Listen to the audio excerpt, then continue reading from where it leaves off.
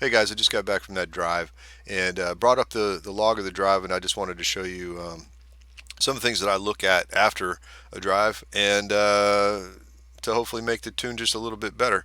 So I'm using AEM log. This is the very first version of it. It's compared to ones that are out now, it's very crude, but it gets the job done, and it tends to be a little less cluttered up and complicated to use, especially for these little tutorials. So your software may look a little different, but if you've seen one plot of RPM, you've seen them all.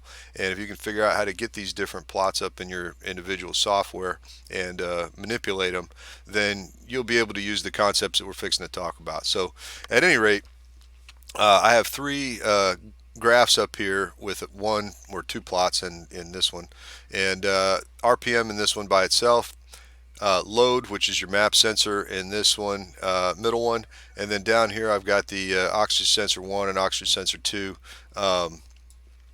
outputs, or essentially what the oxygen sensors are reading throughout the drive. So with these three pieces of information, I've almost got enough to go in and make changes to the tune, but there's some other things that I like to look at as a general rule. I'll bring up some overlays here on the number one plot. The one thing I wanted to talk about would be air temp and coolant temp. When I put the turbo on and took off the intake manifold and put the new injectors in, I relocated the air intake sensor from its forward position on the number one intake runner, which is very close to the coolant passages, to a place on the main body of the plenum in the intake manifold. And whereas before you could kind of watch air temperature and coolant temperature move together, and after a while your air intake temperature would basically just read the same thing as coolant temperature, because that sensor was in such close proximity to the water passages that were going by it. As you can see now, those two have been decoupled, and I'm getting a much better indication of the actual air intake temperature in the plenum, as opposed to something that was being artificially influenced by the coolant temperature. So that's a good thing. That's a win. Now my adjustments for air intake temperature will be more meaningful in the calibration, and will hopefully lead to a better overall driving experience. So for the coolant itself, you can see that it climbs up here in a kind of a jagged fashion, then it bounces around up at the top, and that's not necessarily ideal. But for the winter time, when the coolant temps are naturally going to be lower, and the coolant system being now probably a bit overkill for the types of driving that I typically do, that's okay. I think in the summertime we're going to see that the coolant temperature will rise rapidly up to the thermostat position, then bleed off, and then kind of bounce around right where the hopefully right where the thermostat opening position is, at around 180.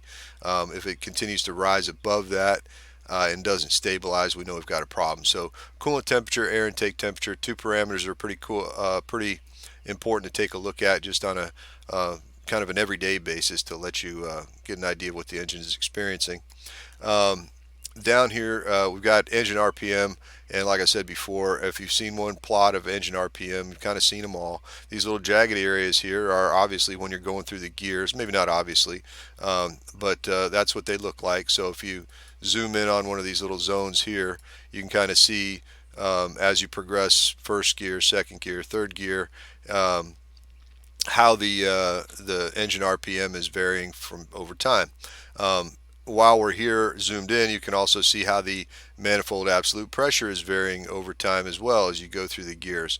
And so the load on this axis here in a speed density arrangement, which is what I've got, is the basically engine demand, or it's the pressure in the manifold is what it is, all the way from a low of significantly below atmospheric or vacuum, to where when you're driving it, you might even see a little bit of boost. In this particular gear change, I never even got into boost, which is fine. But if I zoom out, that was a very whoops.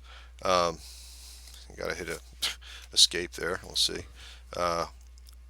We'll zoom back out. This was just a kind of a very mild brip and get going. Engine hadn't warmed up yet. I'm not trying to beast on it.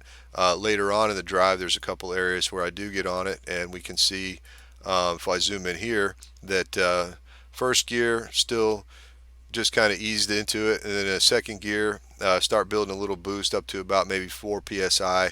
Still not probably full throttle at this point.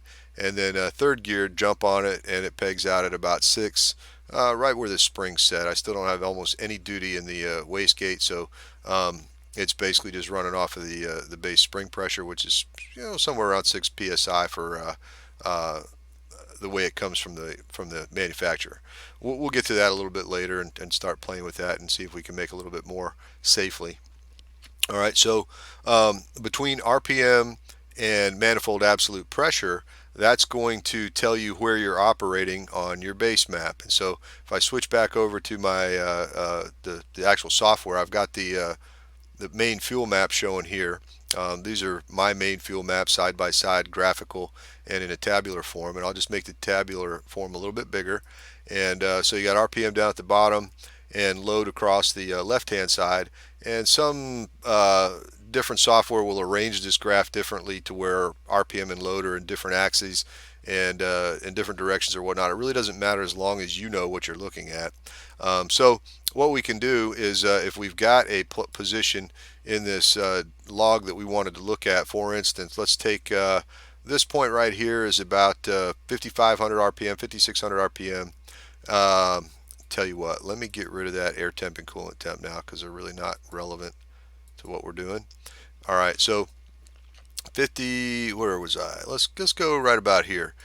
So 5,600 RPM at an engine load of 6.4. We can see our air fuel ratios are both very rich. Okay, and so if I go back to my software or my calibration software, I can find that same area. There's 5,800 RPM and 6.7. So we're probably in this region right here. These are the pulse widths that are programmed currently for the base map. Now, one thing to recall is that this is the base fuel map. In other words, there are corrections applied to all of these pulse widths on a moment-to-moment basis based on things that you've put in the calibration, such as coolant temperature offsets, air temperature offsets, barometric pressure offsets. There's several of them. You don't have to use them all, but some of them are pretty much always in effect and are useful, including oxygen sensor feedback, which we'll talk about in a second. So if I decided to that I was too rich right here, I would look at how much rich I am, at any rate, how much extra fuel I have, and then I can make an adjustment to this number in several different ways. I don't want to get into exactly how I make those calculations yet, but well, okay, sure, why not? You can use a formula to figure it out, but before I do that, let me show you a little bit more of a shortcut. If I was to bring up what my oxygen sensor is doing at that point as far as trying to correct the fuel, I can come in here and look at my, whoops, that's not what I wanted, my feedback value. All right, so right now you can see this green line is showing what the idle, the O2 feedback, not idle, O2 feedback is trying to do. Now it's a little bit laggy. It takes a little while to stabilize, but it's already pulling about 7% fuel, and that's getting me to 10.7. So that's already 7% on the richer side than that. So I can tell that I'm quite rich here, because not only is it rich, but the oxygen sensor is actually still pulling fuel. So it's super rich because it's pulling fuel, and it's only bringing it up to like 10 something, which is pretty much right at the bottom of the sensor. So I know that zone is rich. I could go in here and let's say I thought it was 10% rich. What I could do is right click on it, and now each version of software is going to be different based on what you have. The AEM makes it pretty easy because I could say percent change right here, and so if I feel like it's let's say 10% rich, I can go in here and put 90, and what that equates to is I want 90% of what's in there right now, or 100 minus 10 equals 90. So I put in 90, and that changes it to 10.2, and it's in red, meaning that there's a change been made. That is just a very quick way of going in and making changes. Now what you'll notice is that if I make that change, now I've got on my graphical side here, you can see it's got quite the indentation there. So that value is probably either everything around it is now wrong or that value right there is probably not right. So before I do something drastic like take out 10% fuel at that one particular cell, I'm going to kind of look and see what's happening around those areas. So I'm not going to leave that there. I'm going to hit undo and bring that back to where it is. So now I suspect that that whole area is probably in that 6 psi range, is probably starting at about 4,800 RPM, where it's at 11.2, and then running out to about, wherever I revved it to, in this case about 5,800, is probably around 10%, rich or so. And now you'd rather be rich than lean, especially under boost, but 11s is plenty rich. All right, so 10 is stupid rich, and your power starts dropping off when you get below, mid 11s is probably as rich as you need to be. And once you start getting below that, it's just horribly fat, and you're just making a lot of smoke and putting your gas out the tailpipe rather than making any power. So without getting into a discussion of where my maximum power is on the air-fuel ratio scale, it's pointless to do that because we're not going to run it at that. We're always going to try to run it a little bit rich in the boost areas because you get a little extra cooling, and you make sure that if you've got a lean cylinder that you don't know about, that it doesn't run excessively lean, even though you're seeing an average air-fuel ratio that looks good. You could have individual cylinders that are a little bit leaner, and you don't want to get them leaned out under boost, or you could cause a detonation and then piston destruction and all that. So mid 11s is probably fine from what I can tell. Most of the guys have been doing this for a long time, and so that's what I'll shoot for as well. How do I know what I'm shooting for? Well, that brings up the what's my target air fuel ratio.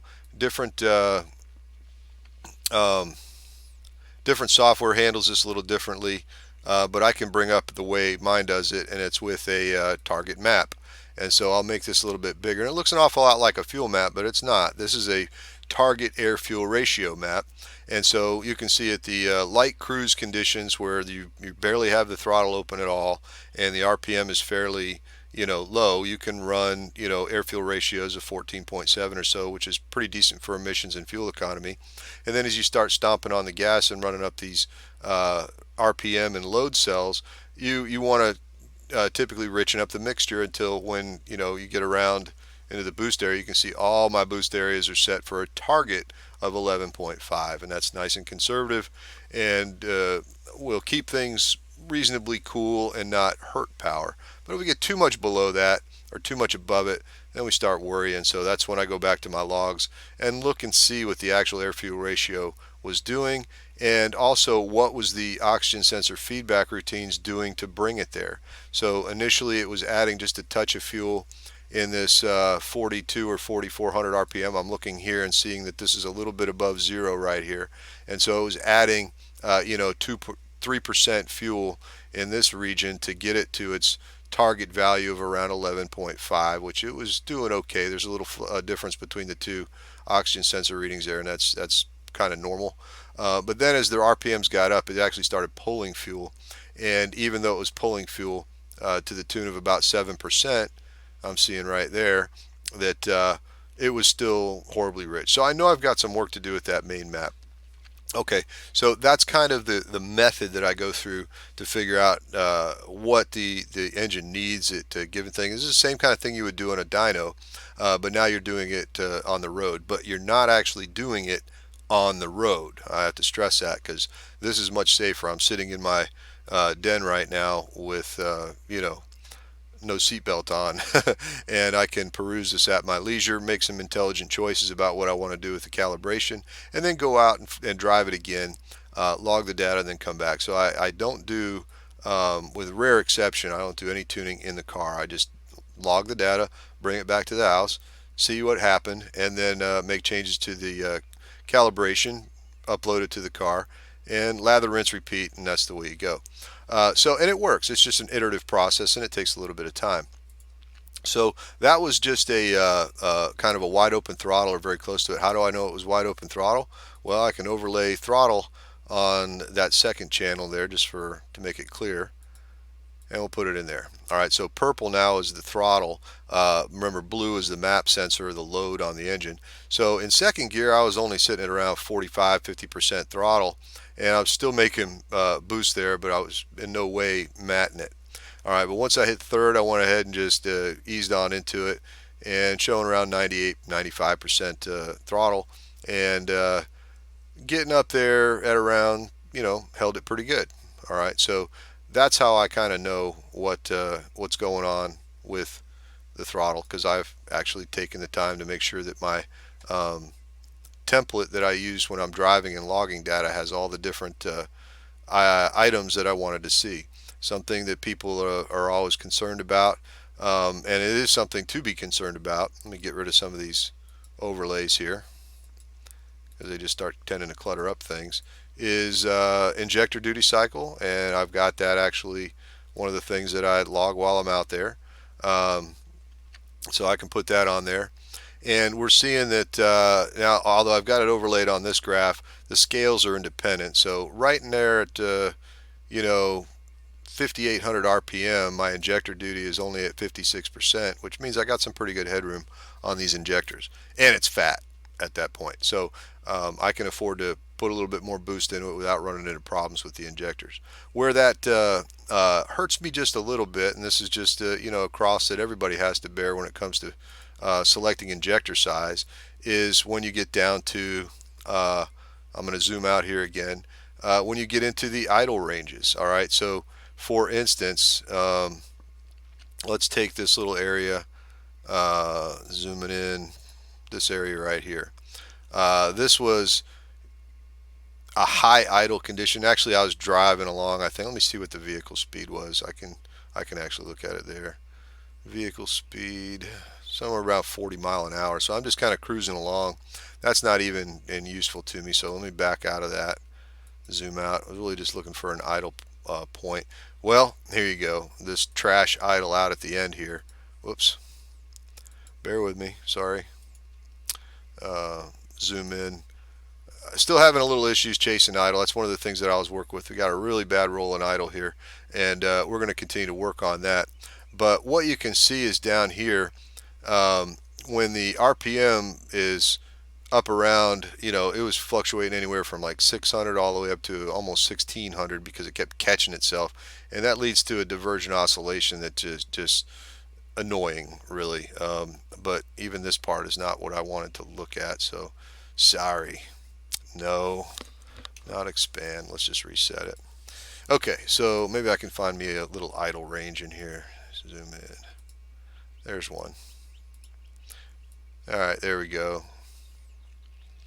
And it's still in the warm-up phase, so the idle is fairly high. But what I wanted to put out was look at was my injector, not necessarily duty, but just the pulse. All right, I'll put the pulse in there, and looks like the fuel injector pulse here is around 2,000, and those are in microseconds, so we got to back off. We really have to move the decimal place over. So we're less than 2 milliseconds of pulse width here, and your injector duty time, depending on what injectors you have, may not be able to get much lower than that. I'm going to close this. I'm back in the calibration file now, and I'm going to close this target map and go back to my main fuel map. And down in these low areas here where you're at high manifold vacuum and very low demand on the engine, the pulse widths are already pretty low. And so if they get much lower than this, then you start getting into the dead time of the injector, or the time that it physically takes for that injector to open and spray a little bit of fuel. And that's never going to be zero, obviously. So they all have mechanical limits and electronic limits. So depending on the quality of the injectors, you get top shelf injectors. They're expensive for a reason. One, they're typically flow matched very well, and then they're also able to tolerate very short pulse widths and still give you a good spray pattern of fuel. These ones are off the shelf Ford Motorsport. I don't know who actually makes them. There's only a handful of actual manufacturers that make injectors, but they're not what I would consider top of the line, but they're okay, and they're working pretty well so far. But yeah, once you start getting down into sub 2 second pulse widths, or 2 millisecond pulse widths, I should say, you're going to have problems with fuel metering. All right, it's like having too big of a carburetor if you want to go there, um, uh, and that's okay. There are things you can do to help this situation. You can run less fuel pressure at idle, and that'll tend to make the opening time longer for a given amount of fuel delivery. And so I'm actually doing that to a certain extent because I've got my fuel pressure referenced to manifold vacuum. So one thing I don't have logged right now is fuel pressure. Um, I've got it hooked up, but it's I'm not exactly sure what channel it is right now because it's not mapped to, it doesn't have a name, and it's one of these analog digital converters, and I'm really not sure exactly which one it is. I'll have to go back in there and look.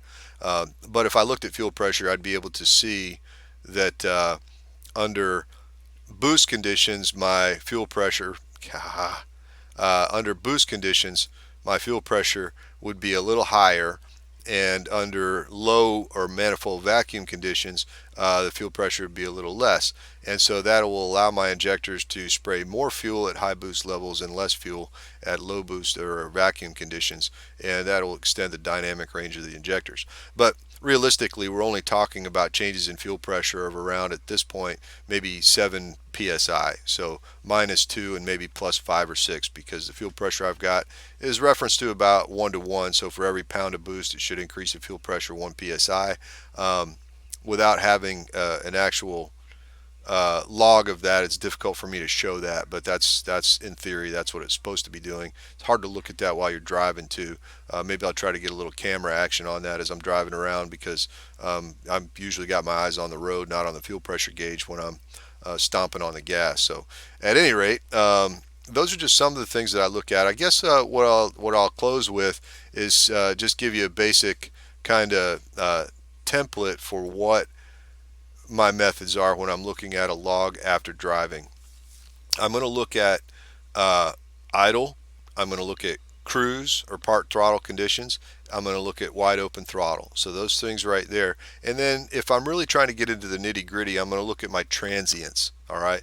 And what I mean by transients, when you step on the gas, when you let off the gas, what's that doing to the air fuel ratio?